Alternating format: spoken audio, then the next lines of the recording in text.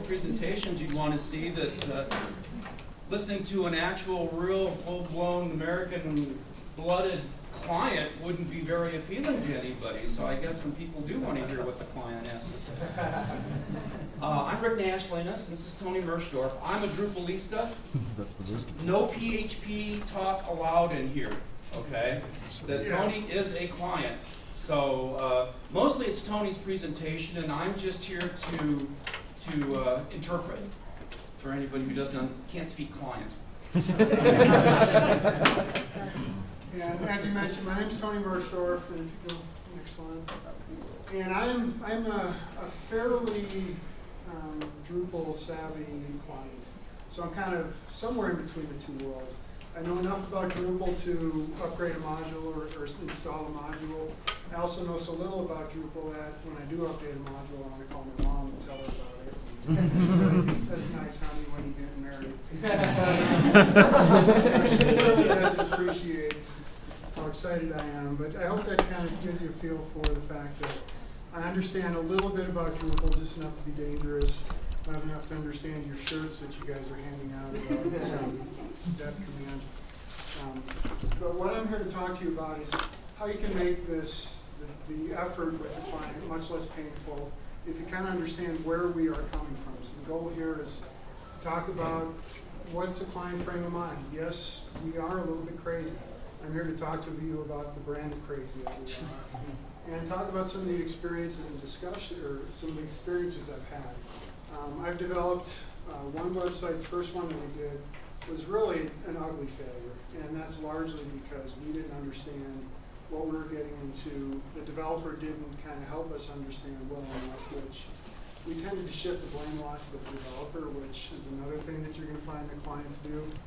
We'll talk about why we do that, and what you can do to help kind of prevent things from getting ugly going down the line. So that first website we did was a failure. The second website we did, we had it with Rick. We had it up in about 2 weeks. We had a very well-defined model that we wanted to sell to, and it was a big success. We hit $500,000 in sales within 4 months, the next $500,000 in about 2, and Friday I think we went over 1.5 million. That was about a month later, so things have really gone well with that. And the experiences have been completely different, largely because my expectations were different, my understanding of what we were doing is different. So I'd like you guys to understand how you can work with your client to have more of that second experience and a lot less of that first. So one of the things too, this is a nice intimate environment. So we want to go ahead and have your questions. We want to go ahead and make sure that hey, let me tell a war story or whatever. It's worth doing because we're all in this together when it comes down to doing this sort of thing. And so Tony has lived the good, the bad, and the ugly. And this was very difficult for me to go ahead and get a client here. You guys are very scary. Okay? And so I tip my hat to Tony to coming. I actually had another customer go ahead and beg out because, frankly, he was intimidated by speaking in front of people like you. And that's part of what Tony is going to go ahead and talk about. Frankly, I'm here because I'm grateful to Rick for what the education he's given me and for the success we've had with the additional websites, because he took the time to educate me as a client, help me to understand what to expect and what I was getting into. Okay, so the ugly site that I talked about, it was a concept that a friend of mine came up with. We were on my 40th birthday in Vegas. He's like, hey, I got this great idea. And anything that starts with, we've got this great idea, people are going to beat a path to our door, that's a pretty bad sign that we have no clue what we're getting into.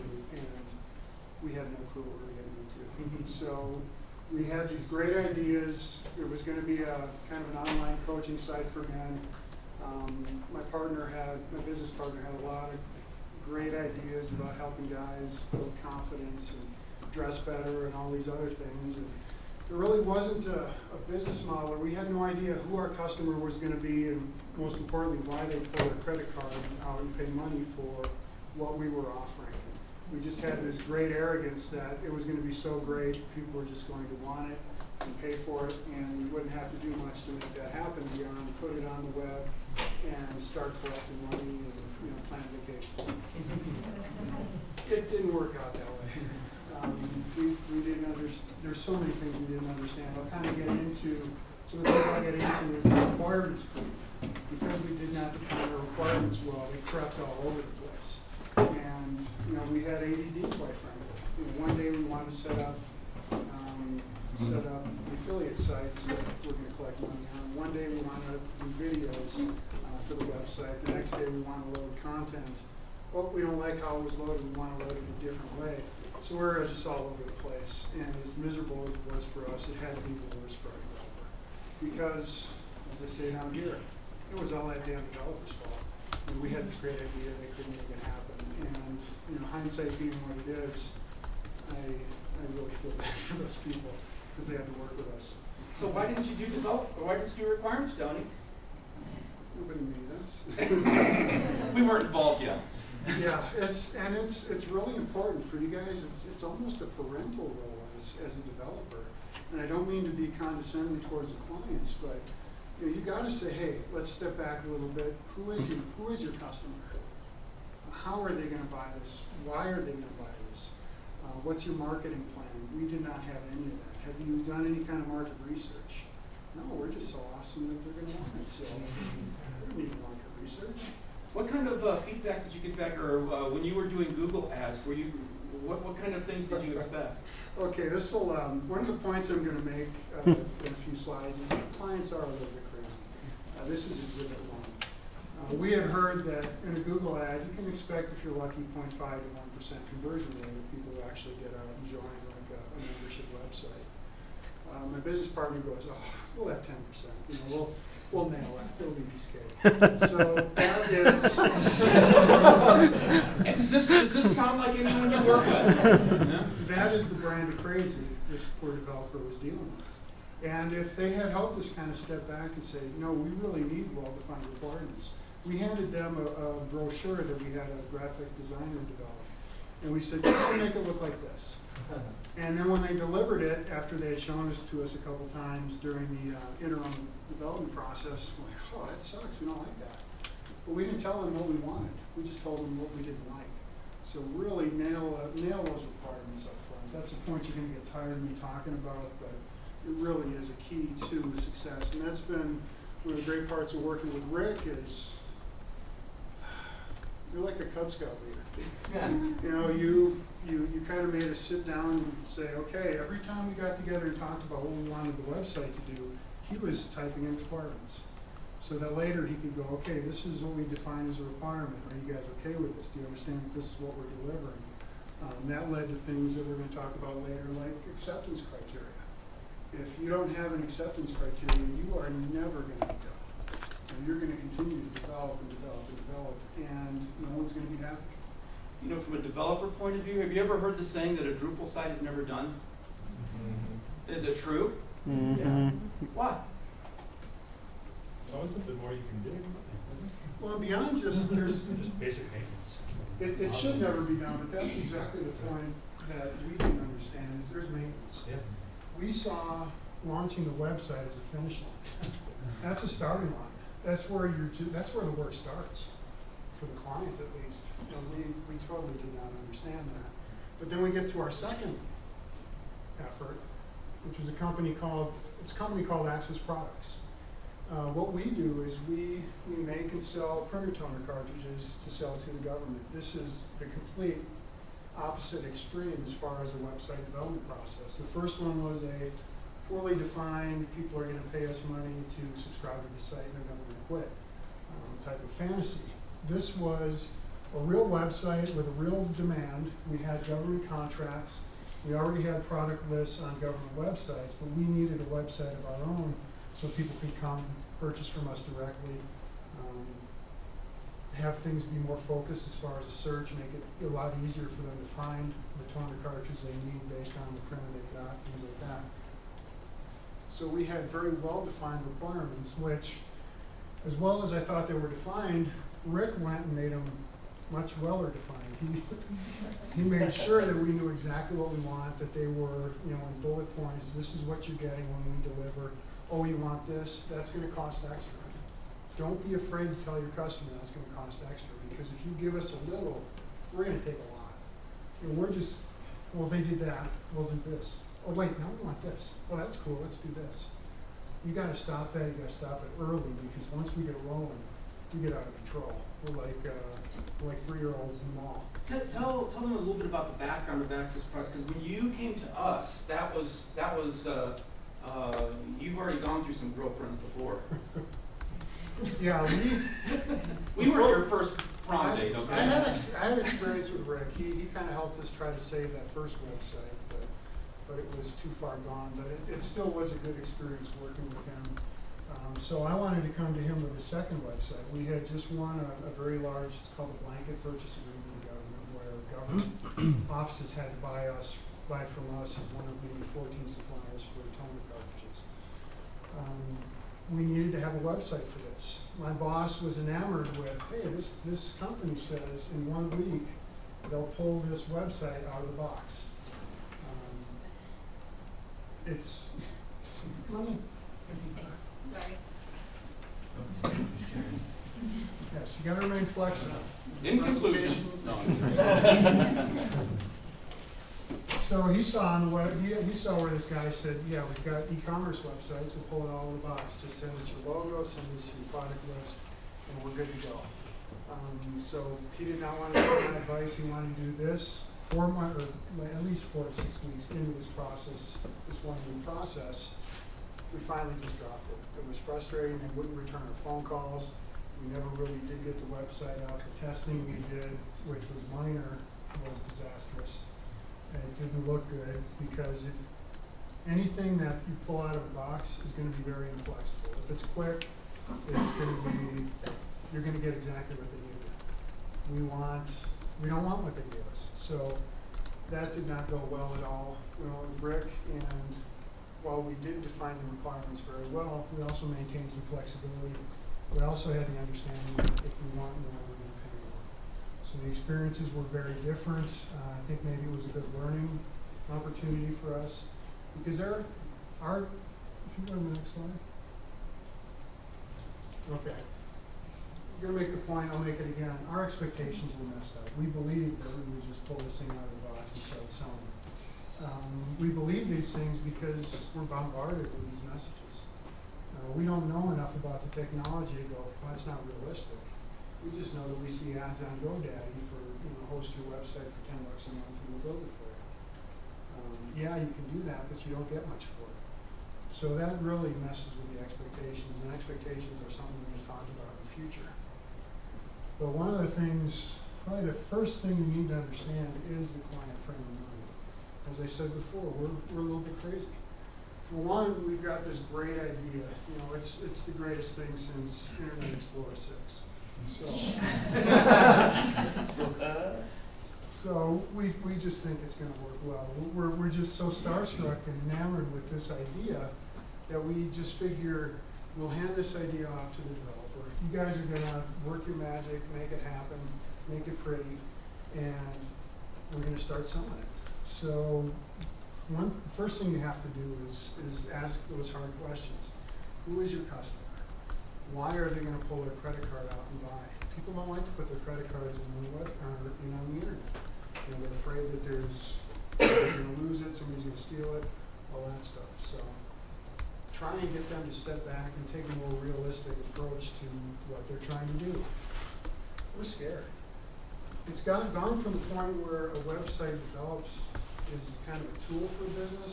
A lot of businesses now, the website is their business. We've invested our savings, our retirements, tons and tons of time into this idea. We've invested a lot of emotion into it, which is even more important because, like I said, we think this is such a great idea. We want this to work. We're proud of it, and we're afraid, this is all going to be for nothing because what percentage of businesses fail? It's huge. Huge. Like It's 50%. No, it's much higher than that. It's In the first year, it's like 95%. It's ridiculous. Well, and one of the things that in working with Tony and a lot of our prep for this is me asking him questions and just learning things that I didn't know before. And one of them was how much they consider all of you as practitioners of black magic. They're scared of you because you speak a language they don't understand. That they say, why is it going to cost this much? And you start talking about a left print question mark PHP, you know, print this and that, and they're going like, oh no, he's doing this incantation over us, you know. And it's true. I mean, it is very emotional for the client. Well, yeah, these are our babies, and you don't tell anyone their baby's ugly without hurting their feelings. So that's another thing I'm here for is, you know, you can tell me my baby's ugly. I don't have a dog in your fight. So, you know, the questions you have from prior client engagements, you know, ask me and see if I have any perspective on why they were thinking the way they were. We're also impatient. You know, some of us have quit our jobs, or we want to quit our jobs to do this business full time. So we want this website. One, we want it to be fantastic and do everything, and you know, just be really cool. We also want it next week. So that's another expectation you got to set is, you know, this is not going to happen overnight. So you know, be patient. Allow time for testing. Allow time to redevelop after you test and realize, I know this is what I asked for, but it's not what I want. Has anybody ever heard that? That statement or some incantation of that? Hey Tony, in a client's point of view, who should do the testing? Oh, you guys do the testing. We write you a check and you know tell you kind of what we want, and then we retire and collect money. Hey Brian, who do you think I wish you I was should- joking more than I am, but there is you know, you guys are fighting an uphill battle. Who does the testing in your, who does the acceptance testing? Make us understand that. Make us understand that we have to set up scenarios that we want to sell to. We want the website to operate against. And we've got to test against that. I think one of the problems that we run into, I'm a freelancer, I don't know how many people here are freelancers, but so I do all my own sales. And one of the problems that we run into is that you're right, like clients a lot of times have these really big expectations. They have very short, just totally unrealistic timetables, and then they have maybe smaller budgets. And what you don't want to do is, like, you do want to bring them to a more realistic point of view, but you don't want to scare them away. Yeah. Because you don't want them to say, oh yeah, but there's this $300 WordPress site over here or whatever, you know, that I think can do it, even though you know that's not the right solution for. So you're I found that I'm constantly walking this line between trying to make them feel more, or trying to make their expectations more realistic, and yet maintain the business. Yeah. Do you have any amazing thoughts on how to fix that? We know it's a problem. One, don't be afraid to say no. There are ideas out there that should never see the light of day. You know? Yeah, so some things are doing the world a favor by killing them in their infancy. So that's part of it. Another piece of it is help them to understand that Yahoo and Amazon and all these sites, they've got staffs of dozens of people maintaining this website. One of the things I'm going to talk about is they're going out and getting free Drupal. Why do I have to pay for that? Help them to understand what free means. Rick and I had this discussion. He's like, no, it's open source. To me as a client, open source means somebody's dumb enough to code this and give it away. Whereas free, I understand. Free means you're not paying money.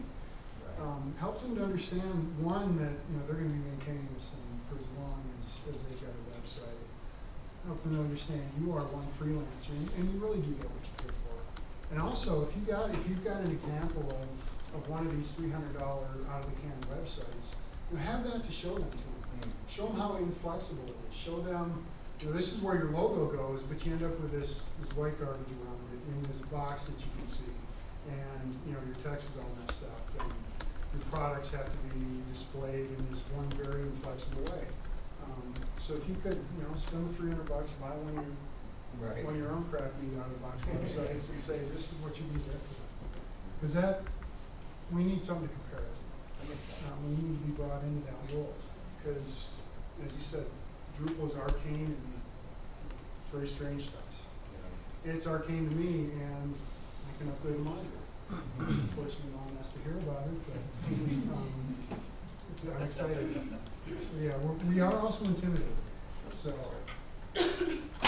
help us to understand what this technology can do for us, because we're not only intimidated by our technology, we think it's magic, and magic can do anything. We've all seen Harry Potter, and we all think you're Harry Potter. With enough time and money, we can do Yep, anything. and that's another excellent point. It does take time and money. You know, if you wanted to do this is what it's gonna cost you. Set our expectations right up front, because expectations can either get wildly out of control and make things miserable, or they can be maintained. And yeah, maybe it's not as exciting up front, but you know, you've got something that's realistic. And any of you ask the question of a client, say, oh, I want this bell or whistle, and you say, well, how will that make you more money? You know, if they're trying to make money from their website? Sometimes, yeah. Or I just ask why. Yeah, Why? that's You know why? one of the best questions you can ask is why.